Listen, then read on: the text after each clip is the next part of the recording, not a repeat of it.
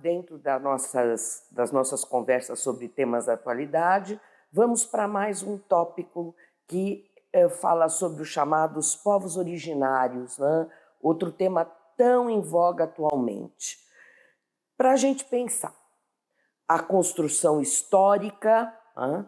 Sobre por que povos originários, a nomenclatura, etc., direitos e conquistas e atualidades sobre o tema, para a gente poder discutir um pouquinho. Eu sempre volto nisso.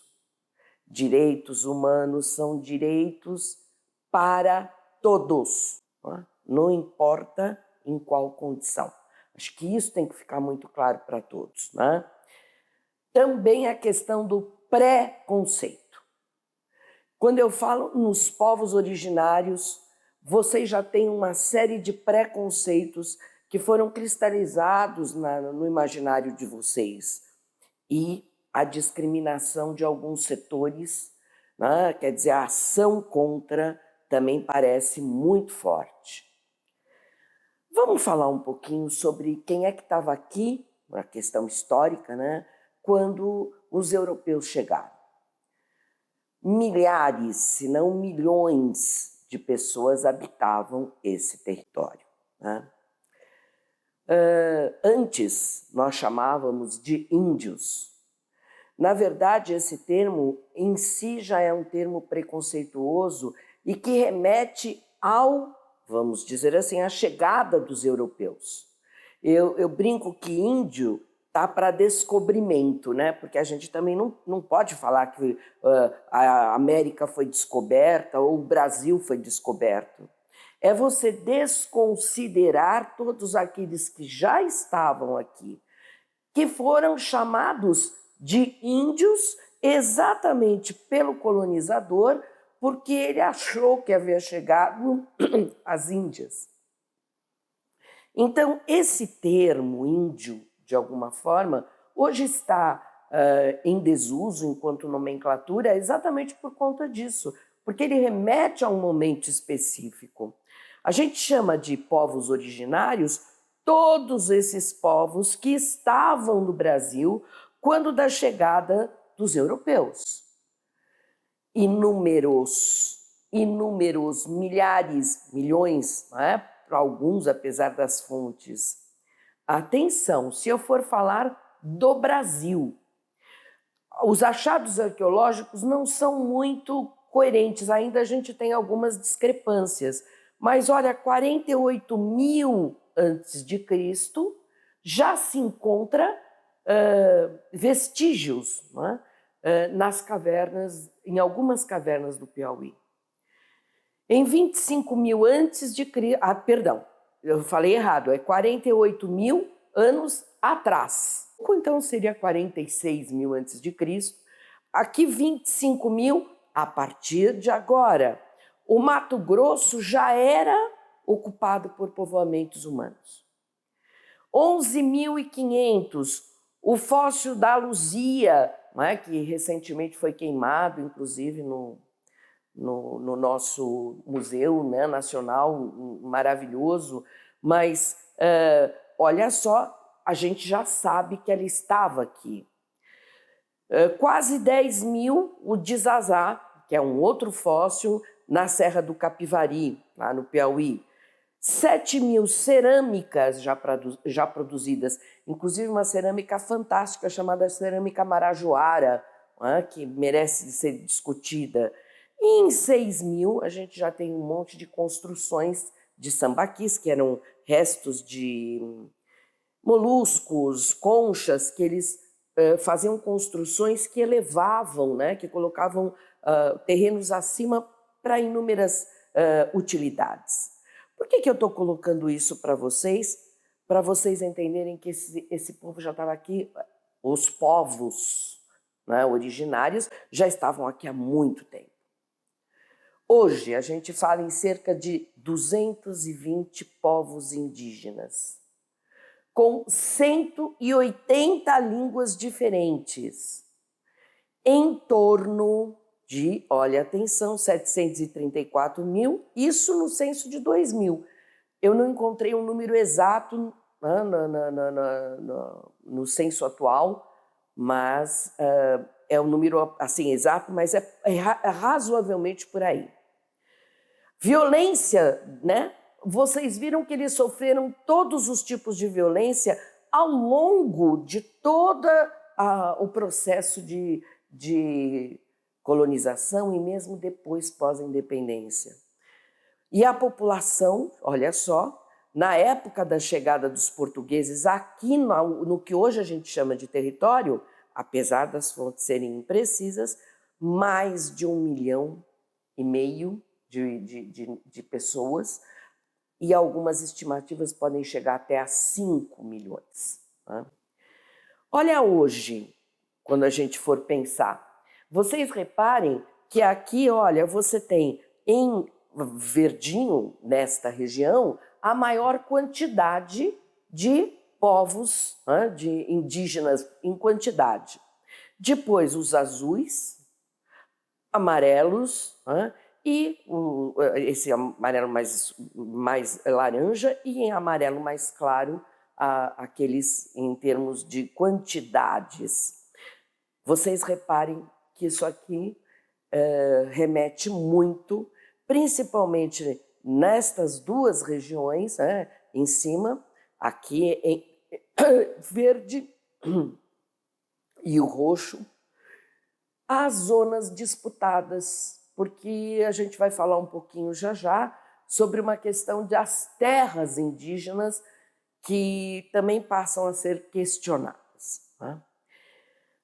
Já falei da pré-história, mas eu gosto muito para pensar o índio hoje, para desconstruir um pouquinho, de um artigo do professor José Ribamar Bessa Freire, que ele coloca 5 equívocos para a gente pensar a questão indígena. Quais são? Primeiro, índio é genérico. Seria mais ou menos assim, todo índio é igual. Né? É quase como se a gente colocasse toda a população como se fosse uma única população e todo mundo tem que... Não é verdade. Eu estava dizendo para vocês que nós temos mais de 200 agrupamentos indígenas.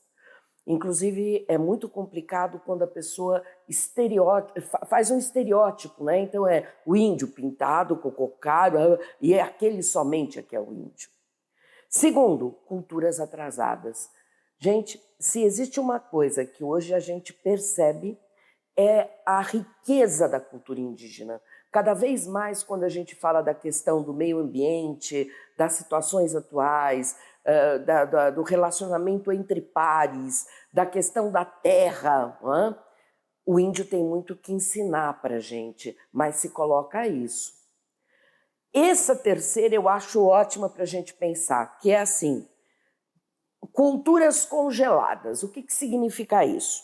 Só é índio quem tem um determinado padrão.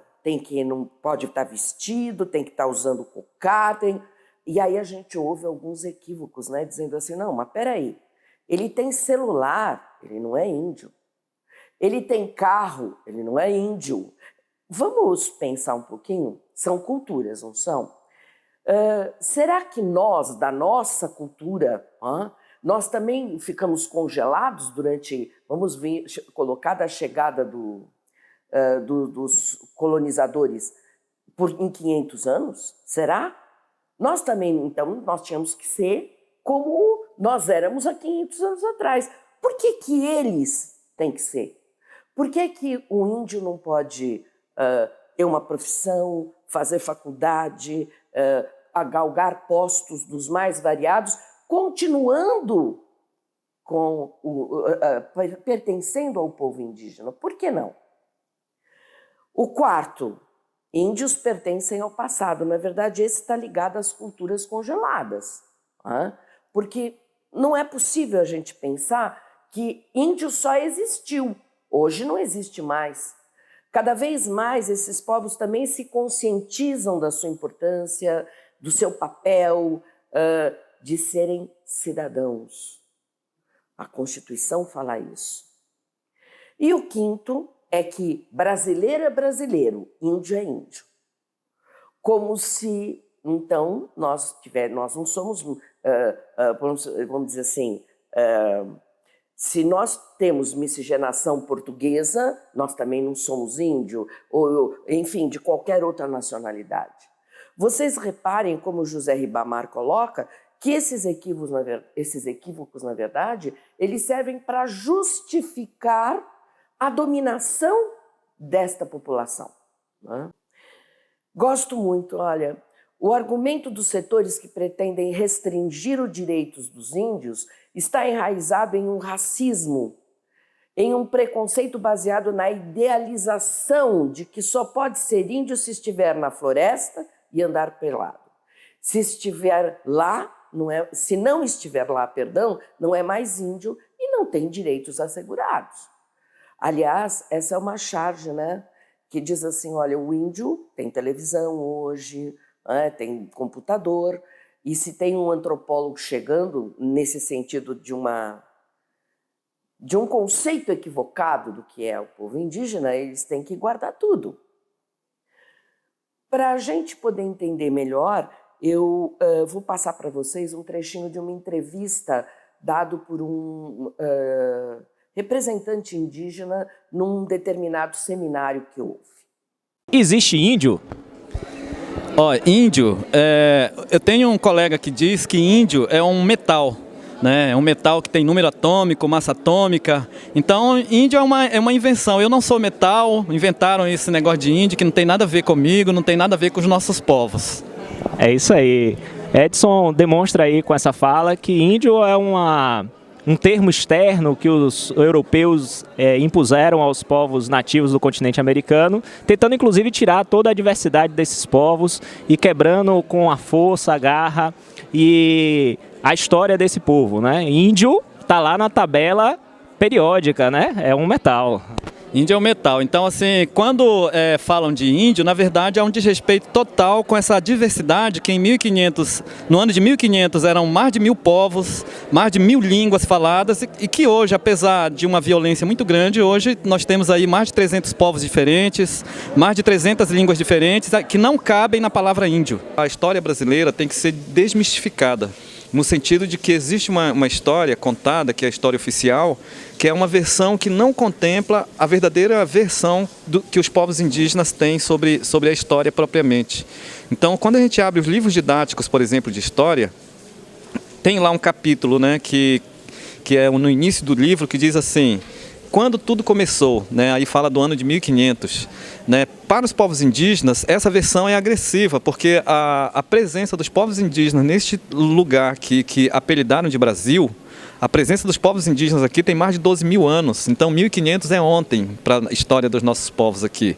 E a Lei 11.645 de 2008 vem trazer isso para discussão mesmo dentro das escolas, né? Desmontar essa história que não contempla os povos indígenas para falar da versão indígena da história, né? E aí, para demonstrar, por exemplo, né, que o indígena pode ser indígena e pode ser doutor, pode ser indígena e pode ser dentista, pode ser indígena e pode ser piloto de avião, pode ser indígena e qualquer coisa que ele quiser, porque o pertencimento indígena não está vinculado à profissão ou qualquer outra tarefa ou função.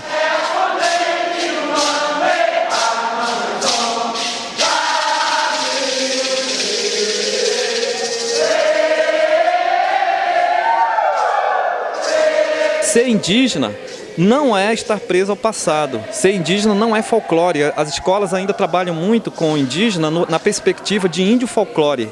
E aí a escola lembra assim, o que o índio deixou de contribuição para a sociedade brasileira? E o pessoal lembra, deixou a farinha, né? Deixou o peixe, deixou, né, isso e aquilo. Na verdade, não é que o indígena deixou, né? Existe claramente dentro da sociedade brasileira traços que são da cultura indígena. Mas, para além disso, os povos indígenas estão aqui, né? E aí eu ouso falar que os povos indígenas sempre estiveram, estão e sempre estarão. Então, os povos indígenas, em grande medida, estão excluídos dos meios culturais, sociais, porque historicamente a diversidade indígena foi transformada em desigualdade, né? E aí o resultado disso é que os povos indígenas estão efetivamente excluídos, né? Os índices escolares entre os indígenas é muito baixo, né? Os indicadores sociais são muito baixos e atrasados, eu diria assim, mas isso não significa que existe uma natureza indígena atrasada. Na verdade, os povos indígenas foram empurrados para uma situação de desigualdade a tal ponto que hoje nós, indígenas, estamos exigindo do Estado políticas públicas de reparação, políticas afirmativas, com cotas, né, nas universidades, com cursos específicos para formar profissionais indígenas, porque o Estado nos deve isso. Interessante, né? Ele, na verdade, remete a alguns daqueles equívocos que o Ribamar traz para a gente, que a gente discutiu. Gente, olhem os povos indígenas com línguas, eles não falam a mesma língua. Inclusive, é muito comum que alguns povos originários não consigam entender outros povos originários. Né? Então, são línguas diferentes. Né? Diferentes culturas, línguas, forma de organização social e política, cosmologias, quer dizer, como eles veem o cosmos, como eles entendem a vida, né? Mitos, artes, habitações, natureza, questão da família. Então, vocês veem que a gente tem uma diversidade, apesar de que eles têm aspectos comuns também, a questão da proximidade com a natureza talvez seja um dos principais, né? E inclusive relações, né, muito próximas, sociais típicas que também compunham esses povos. Para a gente terminar, vamos falar uma questão hoje muito falada, né? Que é o seguinte: a Constituição de 1988, ela, quando foi promulgada, ela atestou os direitos destes povos das suas terras. Né? Então, vocês veem que é uma questão que está colocada, né, e que constitucionalmente está colocada. Mas se discute, né, hoje parece que ainda está no Supremo, mas há já um consenso. Foi levantada uma questão dizendo que, como a Constituição foi promulgada em 88, há um marco temporal. O que significa isso? Somente as populações que já estavam nestas regiões antes de 88 é que têm direito às suas terras. A gente também tem que entender que muitas vezes o índio ele tem dificuldade de provar que aquela terra ele tem. É uma questão que vai passando e, obviamente, essa questão do marco temporal também é uma questão ligada à exploração de alguns grupos.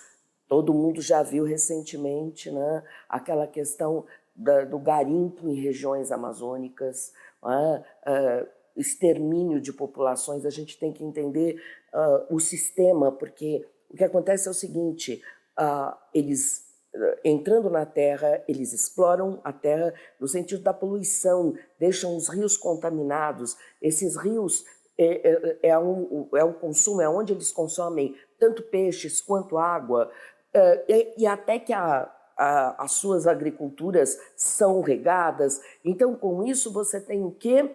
Uma deteriorização da terra, e não só da terra, como também da população indígena como um todo. Né? Vocês sabem que essa é uma questão muito séria. Inclusive dizem, né, que se o marco temporal ele atingiria, se fosse a partir de 88, mais de 300 terras indígenas, né, com vários milhões de hectares que poderiam ser desmatados, e, além disso, aquela questão da compensação do CO2, né, também estaria comprometida na região. Tá? Acho que também é outra questão que merece ser repensada dentro desses conceitos que a gente está levantando. Muito obrigada.